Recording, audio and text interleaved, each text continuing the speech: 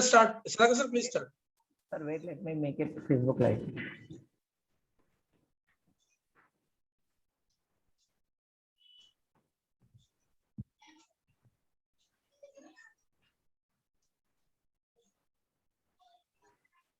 Good afternoon, one and all present over here. I would like to welcome all of you in this summer webinar series to 2021. Today is our 13th webinar of this webinar series. In this webinar series, we are trying to cover diverse topics from the field of pharmacy. I would like to welcome our today's guest, Dr. Samir Padhyay sir, and request our principal sir to welcome our today's guest.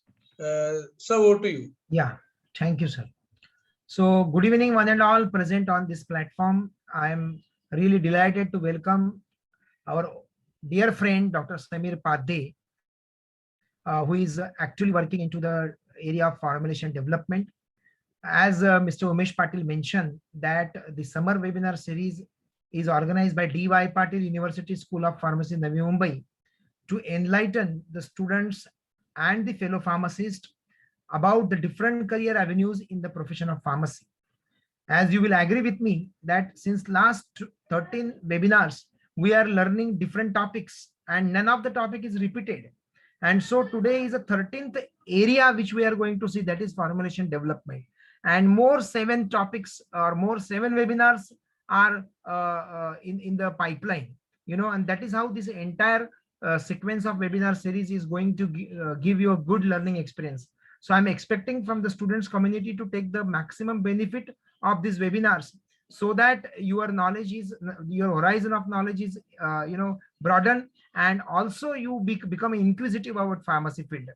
Please interact with the speakers. Our today's speaker is very knowledgeable. So I welcome Dr. Samir Padhyay for this session today. I also appreciate the efforts of Mr. Pradeep Chaskar and Mr. Umesh Patil and Mr. Sadakat for making this webinar a grand success. Thank you so much, and request Mr. Chaskar to introduce our speaker.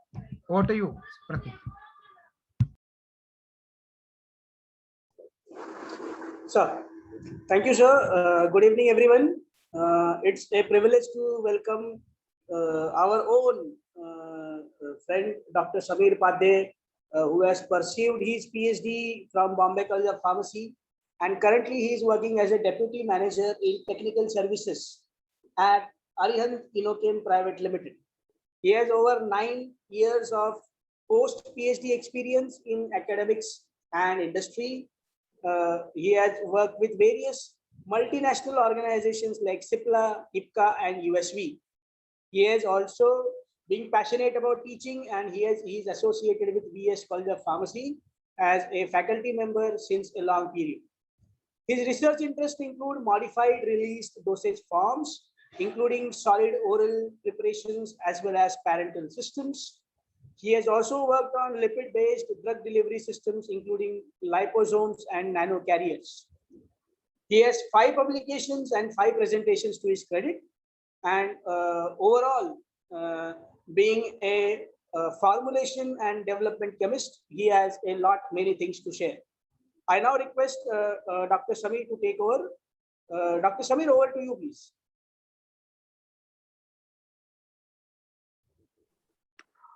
Thank you very much. First of all, I would like to thank Somani sir for inviting me for delivering a talk on careers aspects in formulation development. And thank you, Chaskar sir, for the nice introduction.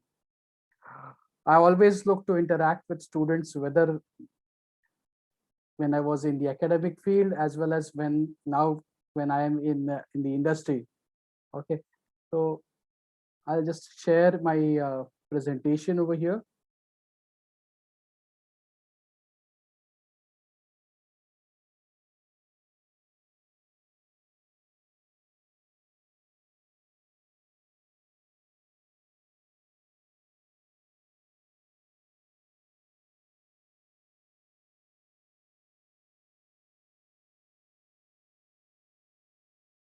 I hope my presentation is visible. Okay. So the topic which I'm going to talk today is formulation development, the career aspects into formulation development. Now, before we begin,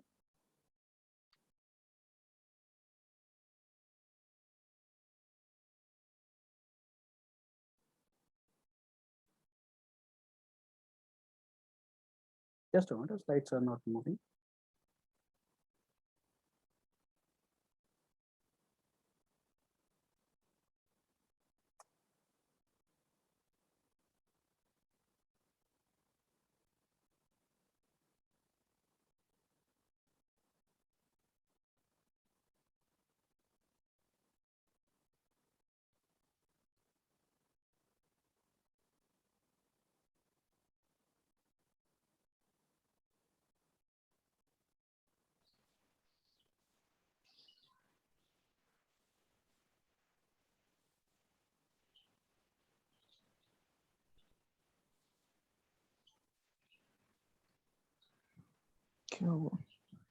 Just a minute, just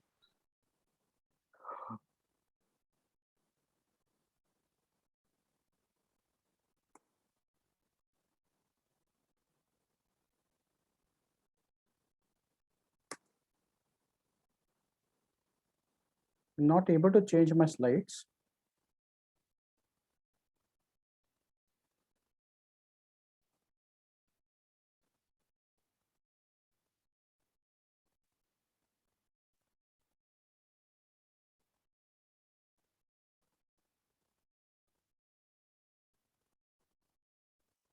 Okay.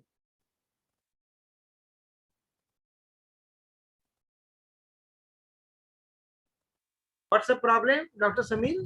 No, it is fine, I guess. Okay.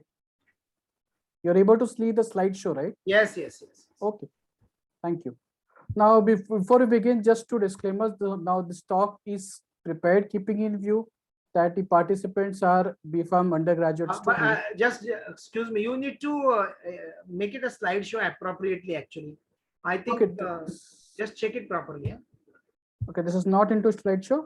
I think not in the slide. Umesh sir, give your feedback to him.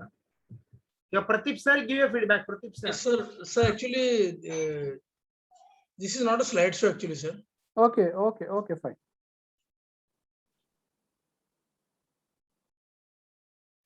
It is not showing full screen, actually. Okay, Yes. It's showing two slides side by side.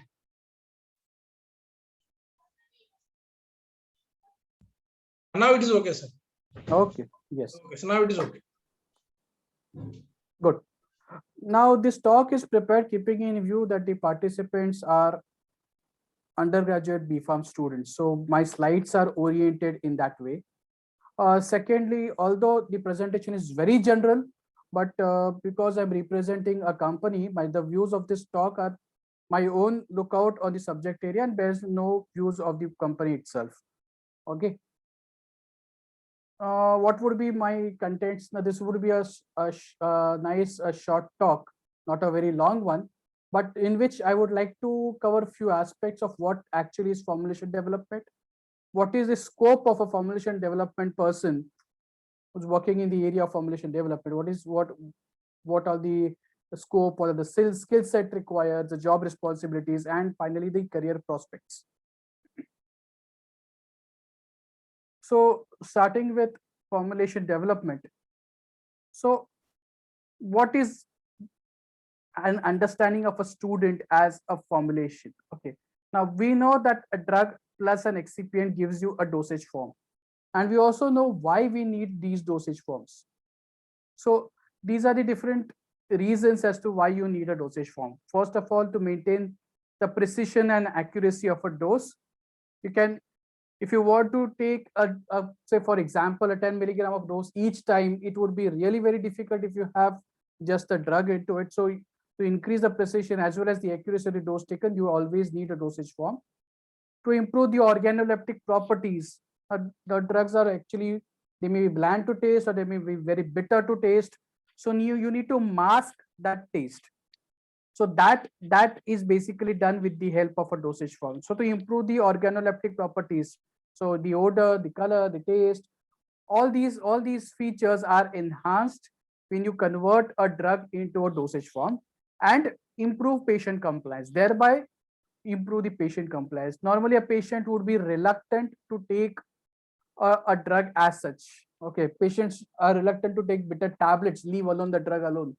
Okay, so that is the height of patient compliance which we want to achieve, that each patient should be willingly taking this particular dosage form. So this particular drug, that is why you need to convert it into a dosage form. Second, assist in product identification. Now this is actually has a much a broader aspect. Means I would not say because it's a tablet, it's a kerosene tablet. Okay, that is not what I mean when you say assist in product identification. It simply mean that okay, fine, it is a tube, it is in a semi-solid form, so it may not be, you should not able to, it should not be ingested by the oral route. So that is what you mean by the term assist in product identification. Assist in maintaining the integrity of drug product during storage. So many a times the pure drug may undergo certain degradation, certain loss in the activity. So to improve the properties, the chemical and the physical properties of the drug, you incorporate in the dosage form. Protect or enhance the drug stability.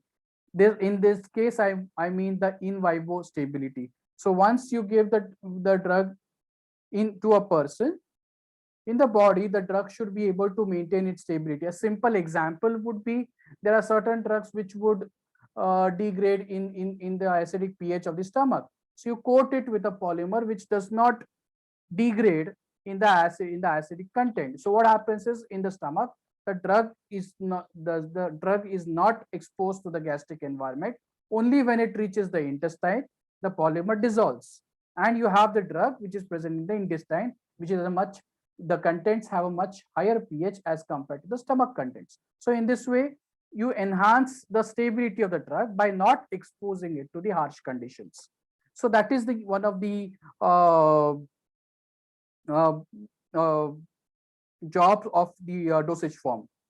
The other one, finally, to improve the drug bioavailability. Many times you have drugs which are poorly absorbed. What do you mean by term bioavailability? It is the rate and the extent of absorption of the drug. So rate, how fast the drug is absorbed, the extent to how much is the drug absorbed. Both terms together, you have this term called as drug bioavailability. Higher the bioavailability, more the amount of drug which reaches to the systemic circulation, which in turn means more amount of drug reaching the target area and showing a faster action, showing a longer action. Improvement of the bioavailability, why it is required? Because in certain conditions or in certain drugs especially, they may be poorly absorbed because of a number of reasons. We will not discuss all those things over here because it is a very long science altogether. So some drugs which have got low bioavailability, there are techniques, there are ways and means to improve the bioavailability of the drug. Now this is one of the areas where dosage form would work out.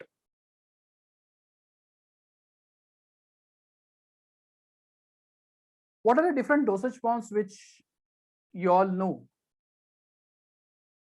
You know there are solid oral dosage forms. For example, you have tablets, capsules, you have powders, you have pills, you have granules, you have powders for reconstitution. That means typically your dry suspensions, which you get it as powder, you put it into the bottle, add water up to the mark, shake it. That is called as powder for reconstitution. So these are all your solid orals.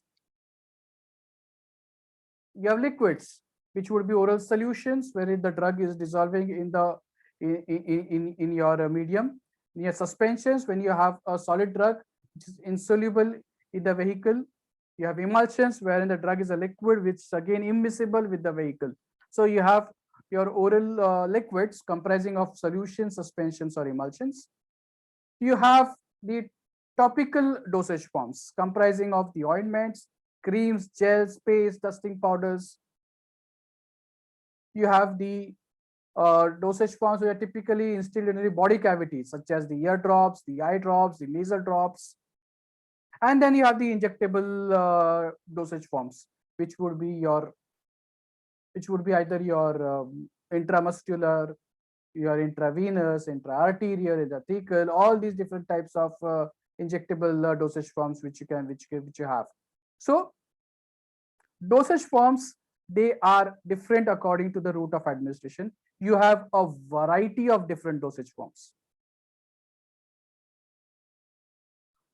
When you talk about tablets itself, let us talk about a one single dosage form, a tablet.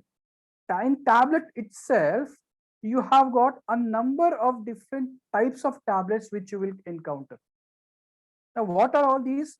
Say, for example, you have these different types, say immediate release tablet. What do you mean by immediate release tablet? Now, these are basically dependent upon how the drug from the tablets is released.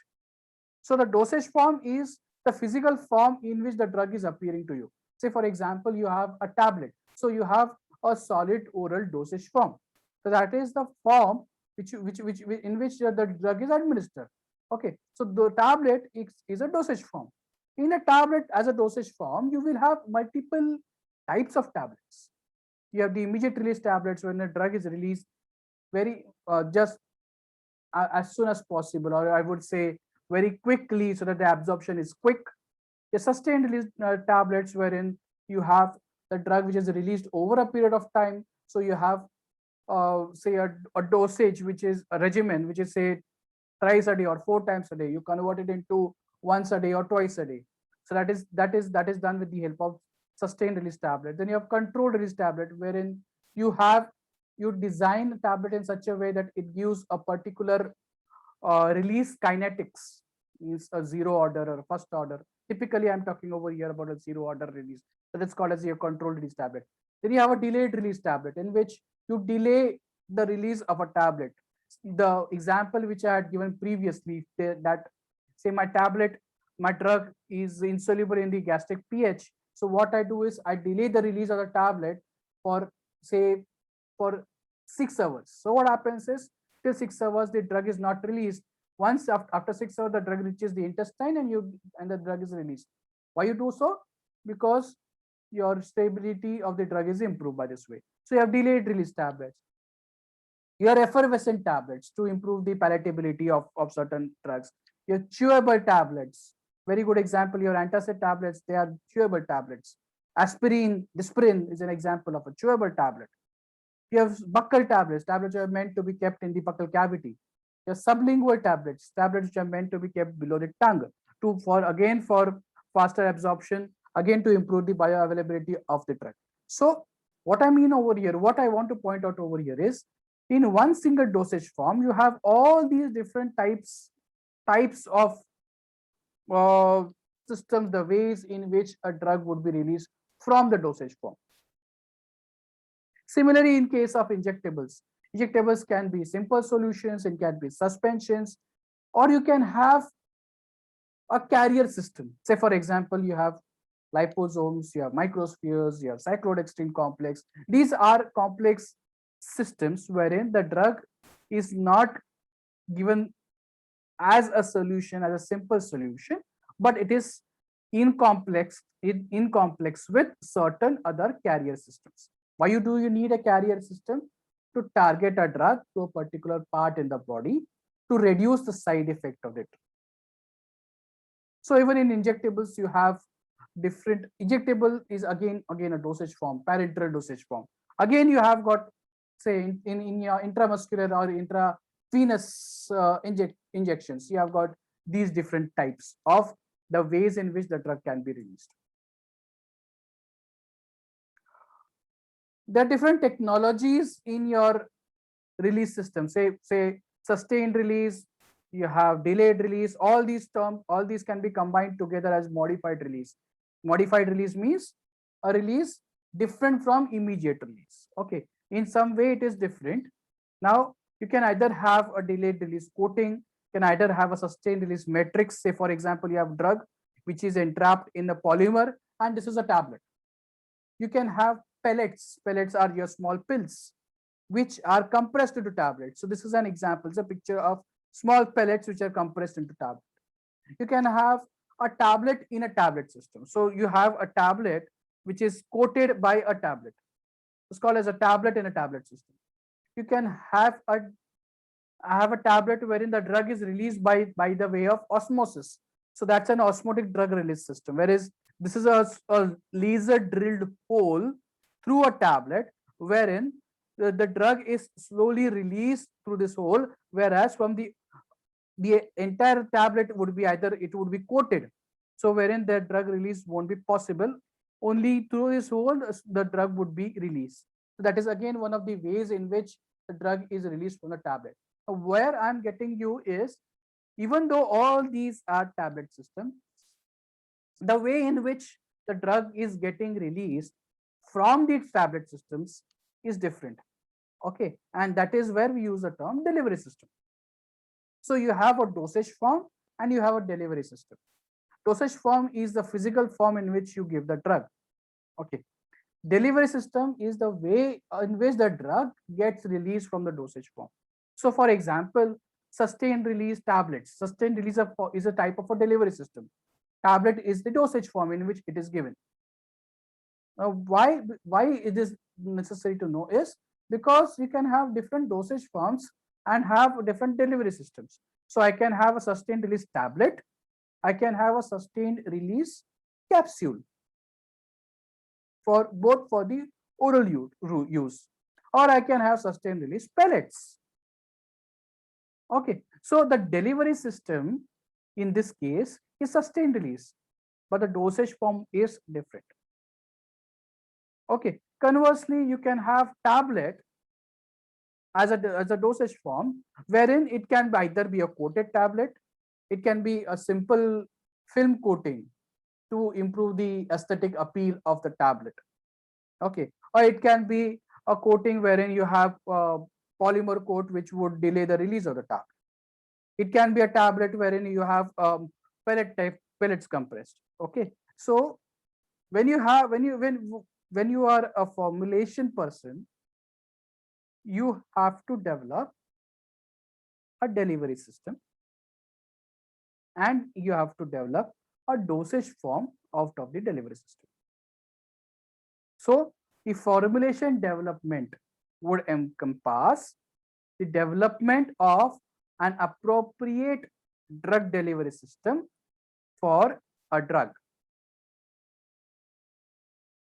There are different technologies available in bioavailability enhancement as well. Because I use the term bioavailability, I've just listed down few of these terms. You may or may not have come across these terms. Solid dispersions, cyclodextrin complexes, microemulsions, nanoemulsions, nanoparticles. Now you may be exposed to these terms such as nanoparticles because you have got a number of, so you have nanosystems everywhere, be it in drug delivery, be it in electronics, everywhere you have these nanosystems. So these nanosystems are made use of even in drug delivery systems in a very effective way. You can improve the bioavailability of the drug when given in the form of nanoparticles. This is just one example which I'm quoting over here. So there are different technologies to improve bioavailability. Why do you need a particular dosage form or a delivery system out of all these systems which you have seen? So if I'm a formulator and if I'm having a drug, I can formulate it in the form of a tablet, in the form of a solution, in the form of an immediate release tablet, in the form of sustained release tablet. So why do you need a particular dosage form or a particular delivery system? The reasons would be, first of all, there is no such dosage form for a particular drug. Say for example, new chemical entity molecules. What do you mean by new chemical entity molecules? These are the new drugs which have been introduced. They are first qualified to be a drug.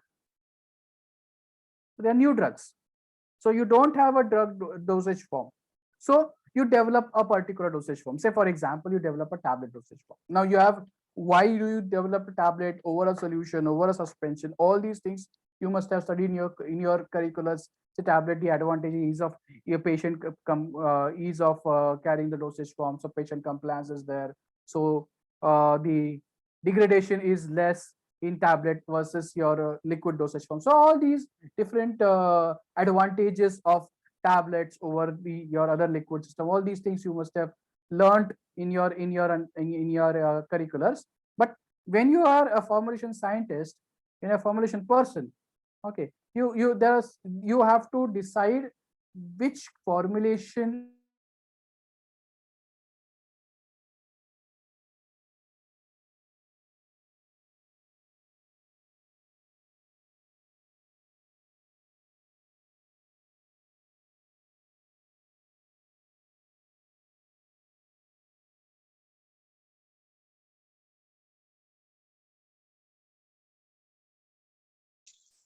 Samir sir? Samir sir?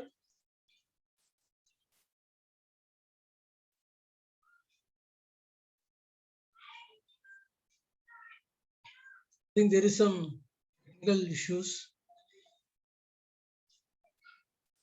Sudhakar sir?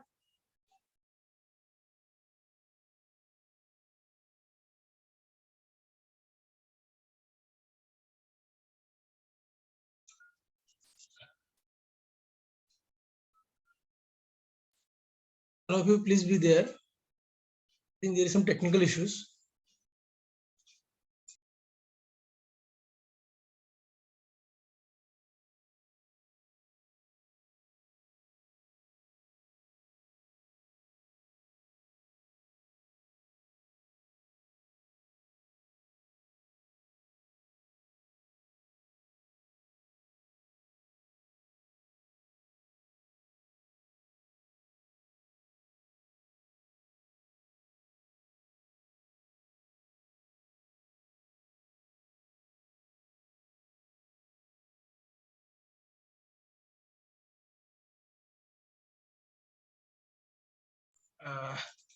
Samir sir?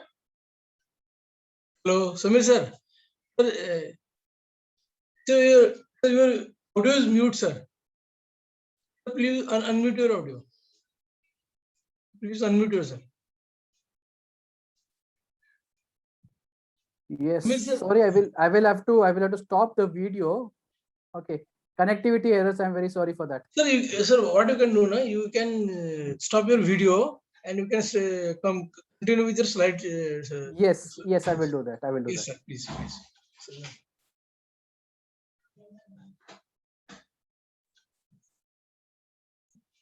Okay, can I go ahead? Yes, sir. Yes, sir. Okay, so you are The having slides is not yet tablets. shared, sir. Slides are Please not share yet your shared. slides. Okay, I'll do that.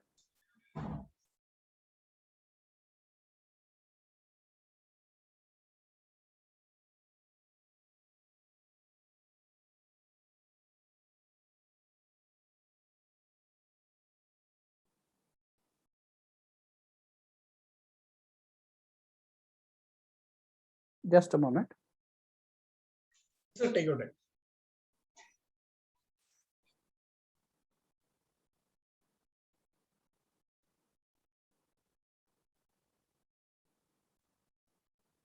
I will share the screen again.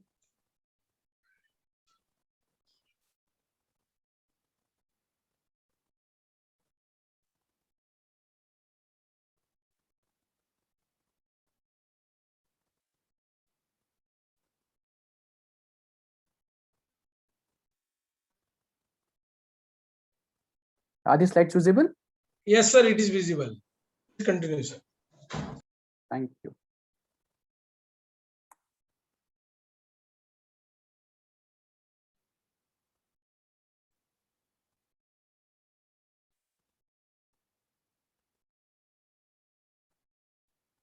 Okay. So next, so you have a tablet form and a tablet dosage form, but it is actually quite costly. So you develop an alternative, a cost-effective formulation. Usually, what you see in your generic medicine. Thirdly, why do you prepare a particular dosage form? Is there would be issues with the effective formulation, wherein you would require a new drug delivery system. Now, what would be the issues? Say, for example, you have a tablet in the market, but it shows a very poor bioavailability, or the tablet, you have the tablet needs to be taken 4 times a day, so the patient is reluctant to take it. So there is low patient compliance, or the tablet is very bitter to taste, or the tablet is so large that a old person cannot swallow it. See, what I'm trying to tell you is where are the ways, or what are the different areas in which a formulation person works, because of which so that would be low patient compliance because of any of these reasons. So you would need to develop a formulation wherein you develop a sustained release tablet of that particular drug. So what do? You have to take it once a day. So improve the patient compliance. You decrease the tablet size. So now it becomes swallowable. Or you prepare a orally disintegrating formulation out of it. So it is something like a tablet you place in your mouth, it disintegrates instantaneously. So swallowing becomes easier. So the patient compliance is improved. So these are the ways in which a formulator would think of how to have a better patient compliance, how to improve the bioavailability of a drug. Can I do so with the help of formulation? Or the drug may have poor stability, either on shelf, wherein the formulation would have a very short shelf life, which means the expiry date would be too less. Say, for example, I have a formulation which expires in 1 year versus a formulation which will expire in 3 years. Which one would you prefer? Obviously, the one which has got a longer shelf life. Or the drug has poor in vivo stability. It degrades in the stomach. Okay, then a formulation scientist would think, what can I do to improve the formulation in such a way that I can address these issues which are there in the existing formulation. So he comes up with a better formulation. So you develop a formulation when there is no dosage form, you need a cost-effective medicine, you have certain problems in the existing medicine, or generally companies would do to maintain the product life cycle. Now this is typically wherein, say for example, you have a company which has invented a particular drug and it's there in the market. You typically have a life cycle of a drug, meaning the demand of the drug increases for a particular period of time, then you see a plateau wherein the demand doesn't increase, but you see a constant supply of the drug, and then you have a slight decline in the drug requirement. Now what that decline happens, maybe you have a competitor which has come up with a different drug molecule which would be better. So what a company would do is to extend the life cycle of the drug. It would come up with a better formulation of a drug. So so say for example, in case of say for example, I'm having one drug today, so it's in the market, it's the sole drug. So after, say for example, few years, I have got 3 other companies who are having similar category of the drug. Say for example, you have simvastatin, and then you have lovastatin, then you have atorvastatin, you have rosuvastatin, you have other such statins which are coming up in the market. So what a company who has invented the first drug would do, it would come up with a better formulation. Say I'm having a simvastatin in which the absorption is very high, or I'm having say a formulation which would act for a longer period of time, which would have certain superiority over the other products, other me too type of drug molecules. So that is how people would generally improve or increase the product life cycle. So there's one strategy for development of the formulation. So these are the different reasons as to why you would need a particular type of dosage form. So how do you decide on a delivery system? How do you decide on whether I should go for a tablet, whether I should go for a solution, whether I should go for a suspension? One is the market requirement. Second, obviously depending upon the drug properties. So you should have a market requirement, and also even though you are having a market requirement, say for example, there is no tablet system for a particular drug. There are only injection which is available. Say for example, insulin. There's no insulin tablets. Okay, I say there's no insulin tablet. Today I will prepare an insulin tablet. Is it possible? Or I would say, it would be possible. Is it possible that easily? Why? It may not be. Why? Because insulin is a peptide, it will degrade in the stomach. So preparing a tablet of an insulin is almost next to impossible. So one is the market requirement. Having said that, an insulin tablet would be the best dosage form, because people who are dependent on the insulin would have to take subcutaneous injections of insulin regularly. So for them, it is a very beautiful thought of having a tablet dosage form. Okay, so there is a market requirement, but is it possible? Is it really possible? It may not be possible. Why? Because of the drug properties. So secondly, you also have to think about the drug properties, its solubility, its stability, it's the pharmacokinetics of the drug. So pharmacokinetics is what the body does to the drug. So how does it remove from the body? So how quickly it is eliminated, how it is absorbed, how it is distributed to different organs of the body, how it is eliminated from the body. All these parameters come under the pharmacokinetics. So how quickly is the drug eliminated from the body? The type and the nature of the disease condition. Also, say for example, if a person is a serious cancer patient wherein you require high amounts of drug to be given, obviously you cannot give a tablet, although anti-cancer tablets are available, that is for a long-term treatment. You may not start with a tablet dosage form. You obviously start with an injectable dosage form. So depending upon the nature of the disease condition, depending upon the drug properties, also you have to decide on what should be my dosage form, what should be my drug delivery system. So I hope students are clear with what is formulation development, what is involved in the formulation development. You have to develop a dosage form taking into consideration all these different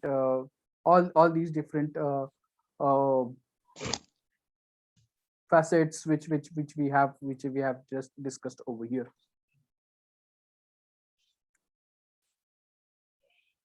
The next one, coming to the scope of formulation development personnel.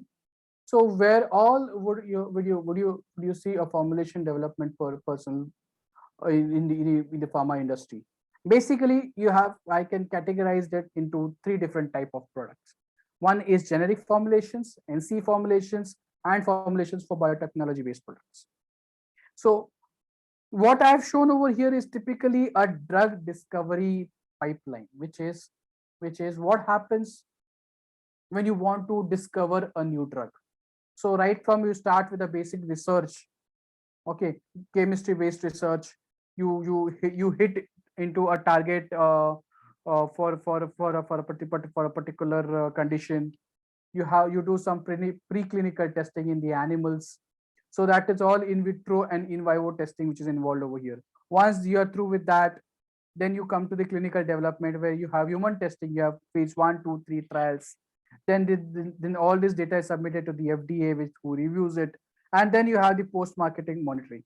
The entire process from step 1 to step 4 takes roughly about 12 to 13 years, and it involves billions of amount of money which goes into making of this particular getting one particular drug into the market, a new drug into the market. So this particular drug, which you call it as a new chemical entity, which in the beginning, and then when consequently when they reviews it and you have it in the market, it is a new drug. Okay, so the new drug development process itself is very long, it is time consuming, and it is very costly. On the other hand, when you have generic formulations, you already have a drug formulation which is existing in the market, and you want to have a formulation which would be equal to the formulation which is there in the market, equal in the terms of all parameters, equal in the terms of the dosage form, similar in the form of the dosage form, equal in terms of the drug which is getting released, equally similar in terms of the release profiles. So exact copy.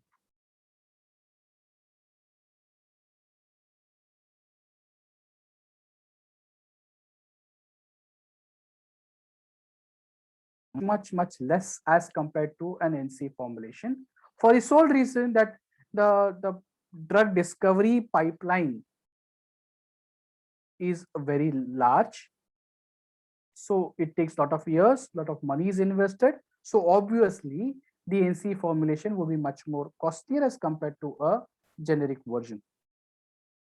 Formulation for biotechnology based products. For biotechnology based products, I mean you have proteins, peptides, DNA, which are coming out with immense progress in the biotechnology field. So you do require formulation for these type of products as well. So any formulation development personnel can get attached to company which is involved in generic formulations and NCE based formulations or a biotechnology based products. Coming to the first one is the formulation or the generic development formulation.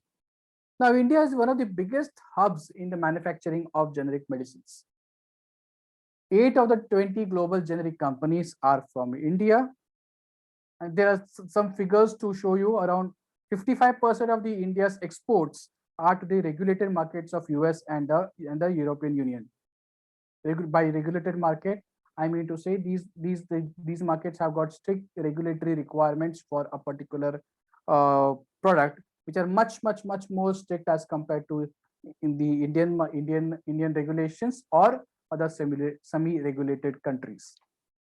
India shares about 50% of Africa generic market value of about $6,000 million. In 2019, market authorization for generic formulations in US market were around 4,769, with around 53 Indian companies filing their products. So generic industry in India is huge. So generic formulation development is the largest sector for pharmacy graduates. So what is the role of the formulation development person in these generic industries? One is the product development, which we have just seen that what all things are involved in development of the product. It may be a drug delivery system, a particular type of a delivery system. It may be developing a particular dosage form using a delivery system. So that is all what is involved in the generic product development. I will not go much into details of these because the process itself is very vast and that is not beyond the scope of what we are discussing today.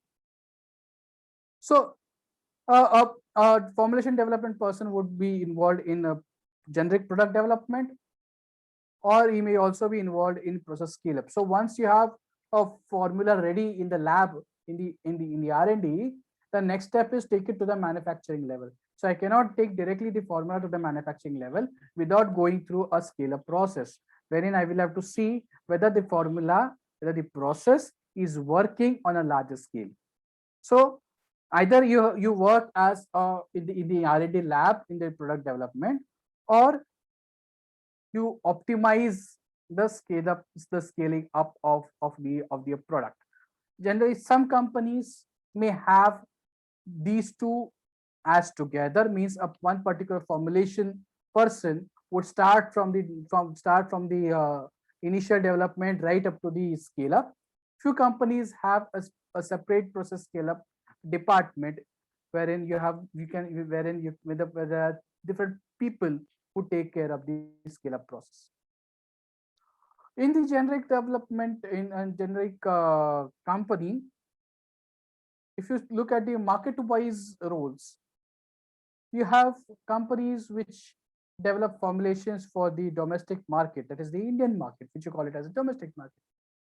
There are companies which develop formulations for the ROW, stands for the rest of the world. Actually, it is semi-regulated market or the regulated market, such as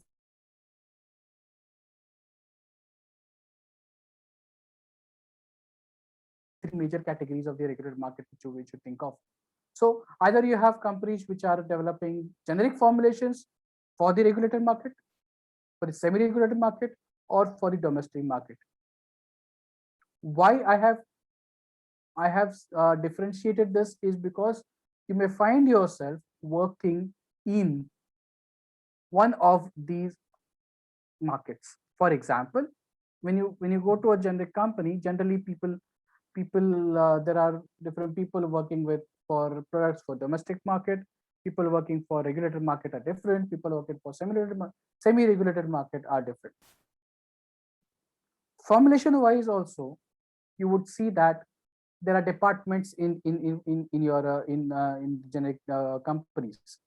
So you have the oral solid dosage forms, we have the liquids, the people working in the nasal department, the ophthalmic, the dermal, pulmonary, injectables, and a group called as complex generics. Many times you find that some of these may be clubbed together, means you have a group which is developing liquids and nasals, or which will be developing ophthalmic and nasal together.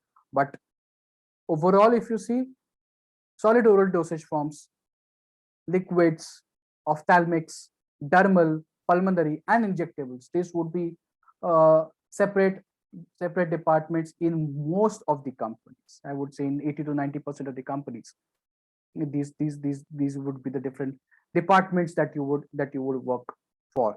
What do you mean by the term complex generics? Say for example, you have liposomal drug products. Now liposomes are carriers. They are lipid based carriers which are meant for targeting of the drug to a particular site in the body. So these are very difficult to prepare. There are many process parameters which are involved. There are many formulation parameters which are involved. Company usually takes years to develop even a generic product. Typically, if you want to know how much time it takes, roughly if you have immediate release tablet generic product, it would take roughly the entire process would get complete in 1 year. If you have a sustained release type of product, again roughly 2 to 3 years.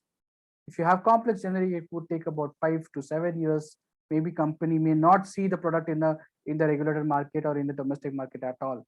So these are products which are, even though they are me too, though they are similar to what is there in the existing market, they are still very difficult to formulate.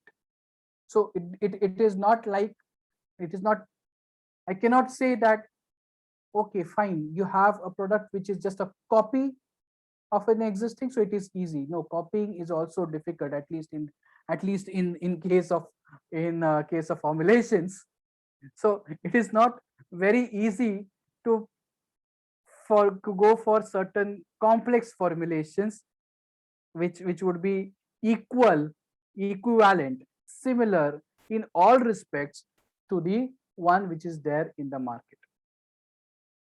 Okay, so you will have, you can keep all these things in your mind, because what happens is when you're in your M.Pharm, when you go for your higher education, generally what happens is the project which you work on, you tend to go to the same type of an industry. You tend to go to, you are absorbed in that similar department in the pharma industry. Say for example, you have worked on eye drops, so there are more chances of you going into an ophthalmic department of a generic company than an injectable. Although this is just a very, I would say this is a very general statement. Oral solid dosage forms are one of the most widely used dosage forms because of the ease of convenience of patient compliance, as of obviously. So you find tablets are one of the most common dosage forms, correct? So invariably people would land up in oral solid dosage forms. For injectables and for complex generics, you would require certain experience in that particular domain. The next, coming to NCE formulations. If a company is working on new chemical entities, new drugs, a formulation development personnel would find himself in one of these three departments, either in the preclinical formulations, either in the pre-formulation studies or in the development of first in human type of formulation, which is a phase 1 clinical studies. Coming to preclinical formulation, the key objective over here is to maximize the exposure or efficacy of the drug by presenting the highest possible number of molecules of the NC at the site of action, so that at the site of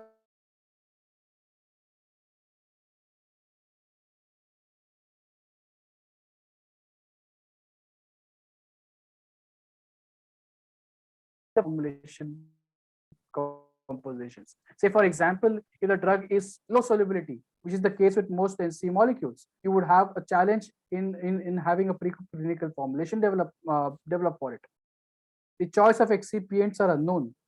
The small volumes are to be administered considering that it is a preclinical. So you do it in animals. So it may be a rodent, it may be a guinea pig. So the volume of administration may be small.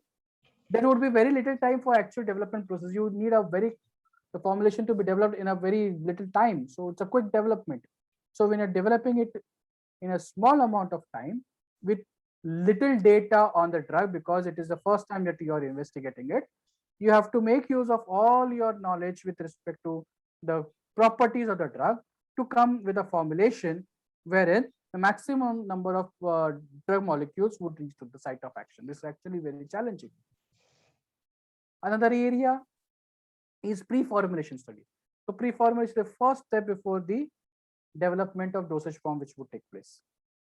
So what does pre-formulation studies involve? It involves the exploitation of the biopharmaceutical principles in selecting the right excipients, right composition, the right processing step, and the right packaging materials.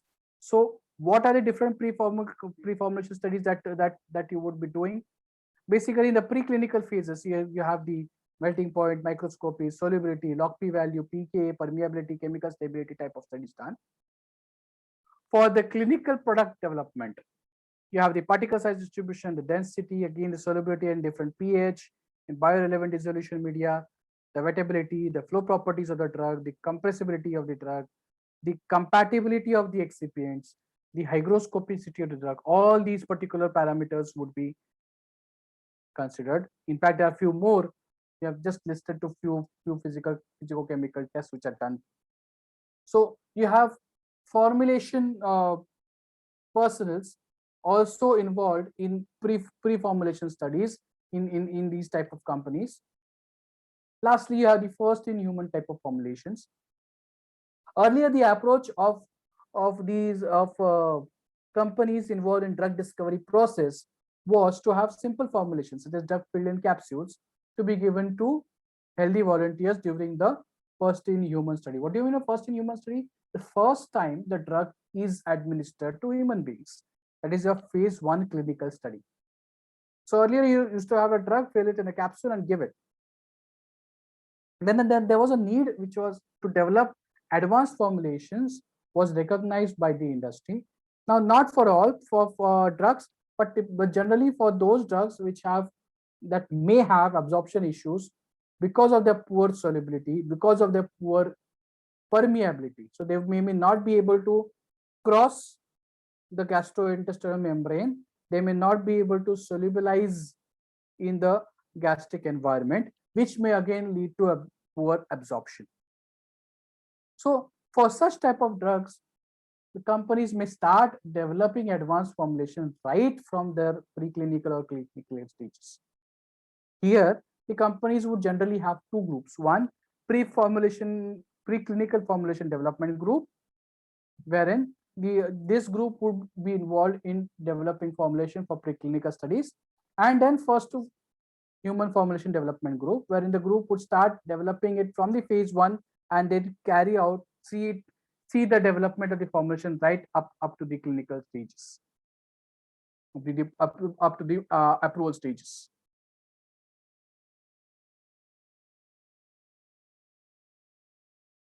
Another approach is taken by these companies is moving the pharmaceutical development effort early in the drug discovery stage, wherein the formulation team would be in charge of the pre-formulation as well as formulation work from the lead optimization until the clinical proof of concept phase, that is phase 2A. So a formulation team is starting pretty early in the development of the formulation. Okay. Now, when do you actually go for a formulation development? Say, for example, if you have a preclinical formulation, which is an aqueous solution, then you have a conventional oral solid formulation, which is done for first in humans. You need not have a special or have a special formulation for it. But if you find that in the preclinical stage the drug is not getting soluble, you require a surfactant to solubilize the drug, then you need a oral formulation with a surfactant. If you have in the preclinical stage, you recognize that you require a co-solvent, the drug is not getting solubilized, then you require advanced formulations right from the the initial clinical studies. So what we are talking about is involvement of the formulation people right from the preclinical stage up to the clinical, till the time proof of concept is of the studies is done. Lastly, formulations for biotech products. The biotech products are most challenging for formulation developments. So these would be enzymes, hormones, peptides, antibodies, DNA, RNA. These products generally lack stability, so they degrade very easily, and they have got issues with absorption. Like I explained with insulin, insulin is very difficult to get absorbed from when given orally because of the high molecular weight. RNA, I think you must be very well aware about vaccines. So you have RNA vaccines for COVID-19. Who can forget that? So it is given via lipid nanoparticulate system. Why? Because it simply cannot be administered just like that. So the marketed COVID-19 RNA vaccine is a lipid-based system. The routes which the biotech products are given are usually injectable or pulmonary, nasal, and oral to a very lesser extent.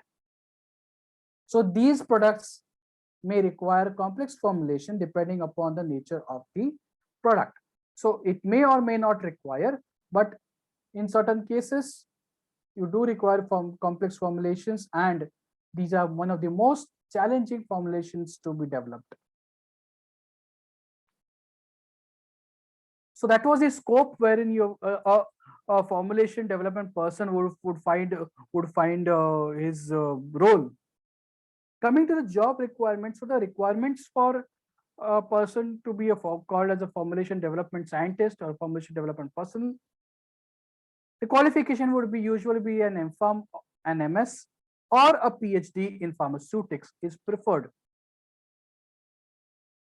Having said that, MPharm in other subjects such as quality assurance can also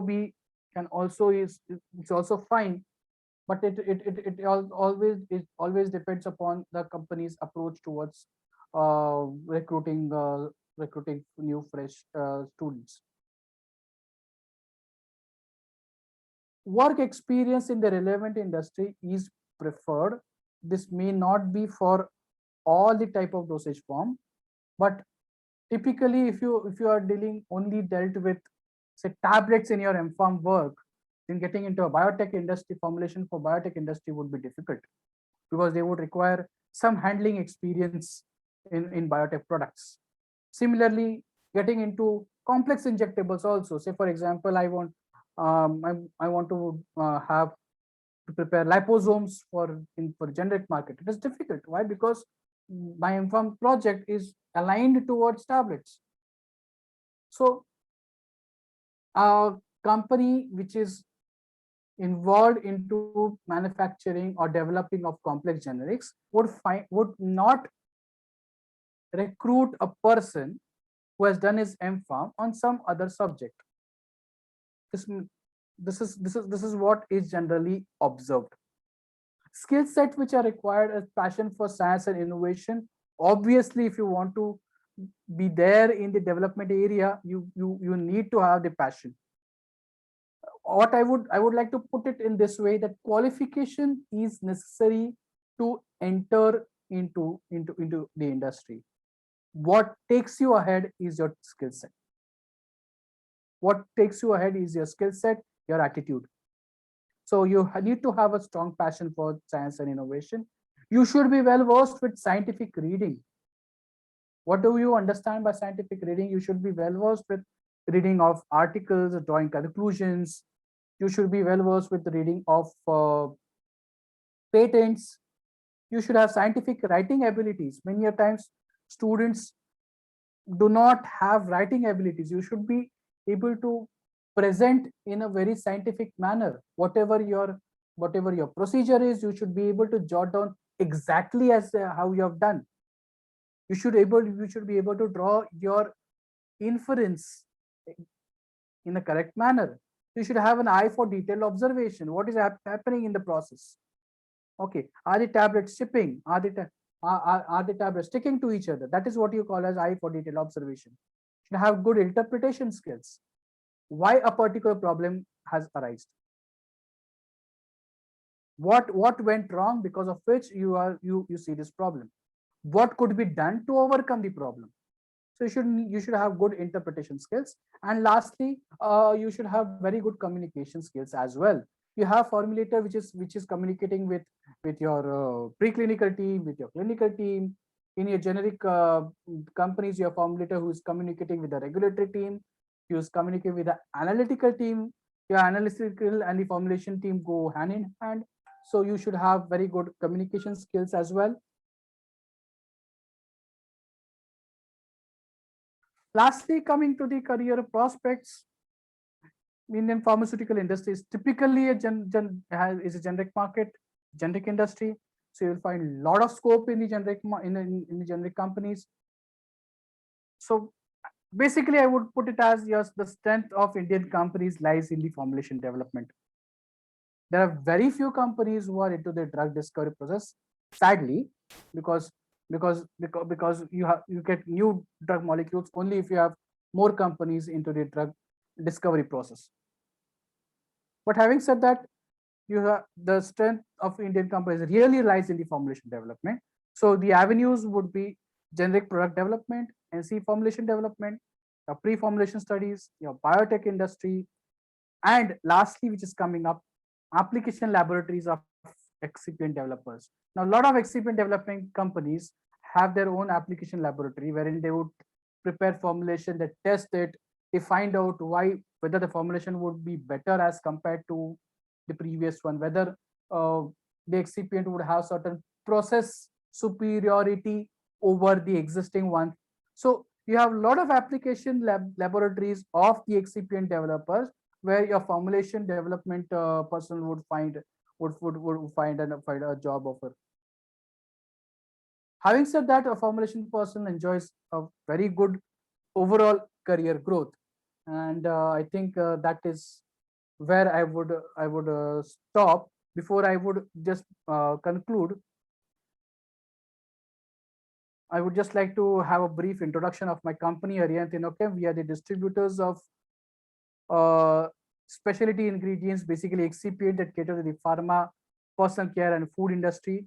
We are a 30-year-old company, and we are partnered with a number of excipient manufacturers all over the world. We are the distributors of the excipients, meaning you have got manufacturer who would manufacture it all around the world, and we would distribute it.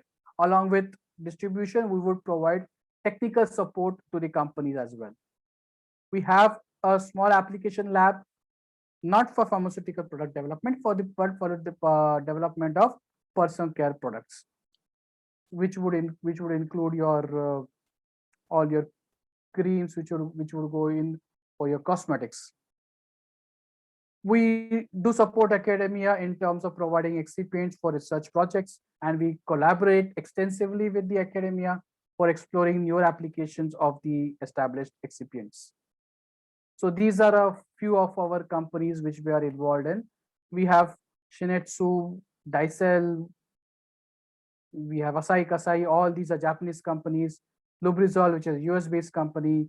We have Dubois, Omiya, which is a European company. So we have tied up with companies all around the world. That's all from my side. Thank you very much. Students can put their questions in chat box, please. Participants, please put your question in chat box.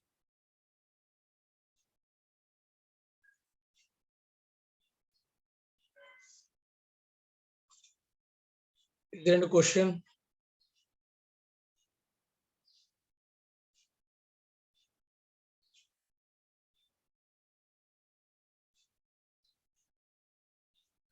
Is there any question, please, participants?